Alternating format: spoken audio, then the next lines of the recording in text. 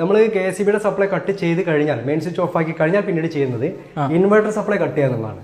അപ്പൊ inverter supply cut ചെയ്യുമ്പോൾ പലർക്കും അപകടം ഉണ്ടായിട്ടുണ്ട്. അതായത് നമ്മുടെ ഇൻവെർട്ടറിൽ നിന്നുള്ള വൈദ്യുതി KCB സപ്ലൈ കട്ടായാൽ മാത്രം വീടുകളിൽ വൈദ്യുതി എത്തുന്നില്ല എന്ന അർത്ഥമില്ല.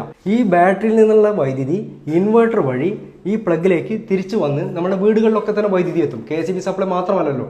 സാധാരണ ആളുകൾ എന്താ ചെയ്യുക, ഇൻവെർട്ടറിന്റെ ഈ പ്ലഗ് നമ്മൾ ഇതുപോലെ വലിച്ചു വരും. ഇങ്ങനെയാണ് സാധാരണഗതിയിൽ ആളുകൾ ചെയ്യുക. പക്ഷെ ഇത് ഭയങ്കര അപകടകരമാണ്. കാരണം ഇങ്ങനെ ഊരുമ്പോൾ ഇതിന്റെ അറ്റത്ത് ഈ ബാറ്ററിയിൽ നിന്നും ഇൻവേർട്ട് ചെയ്തു വരുന്ന കറണ്ട് പൂർണ്ണമായിട്ടും ഈ പ്ലഗിൽ ഇപ്പോഴുണ്ട്. അതിൽ ടച്ച് ചെയ്യുകയാണെങ്കിൽ നമുക്ക് മരണം വരെ സംഭവിക്കാം. അങ്ങനെ നമ്മൾ ധരിക്കും ഇതിൽ വൈദ്യുതി ഇല്ലെന്ന് ധരിച്ചുകൊണ്ട് ഈ തറയിൽ വെള്ളം കയറി നിൽക്കുകയാണോ, ആ സമയത്ത് നമ്മളിത് താഴോട്ട് ഇട്ട് കഴിഞ്ഞാൽ ആ വെള്ളത്തിൽ മുഴുവൻ വൈദ്യുതി പ്രവാഹം ഉണ്ടാവും. അതൊക്കെ വലിയൊരു അപകടം തന്നെയാണ്. തീർച്ചയായും വെള്ളത്തിൽ നിൽക്കുകയാണ്. അപ്പൊ മരണം വരെ സംഭവിക്കാം.